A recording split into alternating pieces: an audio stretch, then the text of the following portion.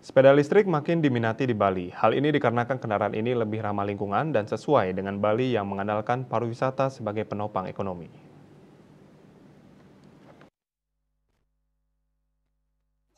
Menurut salah satu pelaku usaha di bidang sepeda listrik, Stephen Kristianto Gunawan, sepeda jenis ini merupakan solusi untuk perjalanan jarak dekat. Stephen menilai, sebagai kawasan pariwisata, Bali memiliki pasar sepeda listrik sangat potensial. Selain itu, dukungan pemerintah Provinsi Bali dalam pengembangan kendaraan listrik yang ramah lingkungan juga makin memperkuat pasar kendaraan berbasis baterai di Pulau Dewata.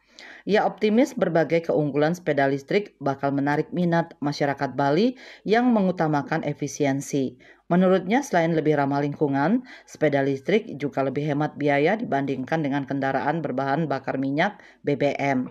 Keunggulan lainnya dari sepeda listrik adalah lebih mudah dalam perawatan dibandingkan dengan kendaraan yang menggunakan BBM. Dari sisi harga juga lebih kompetitif dan bisa dengan skema kredit. Pasalnya, menurut Stephen, banyak perbankan yang tertarik membiayai pembelian kendaraan listrik.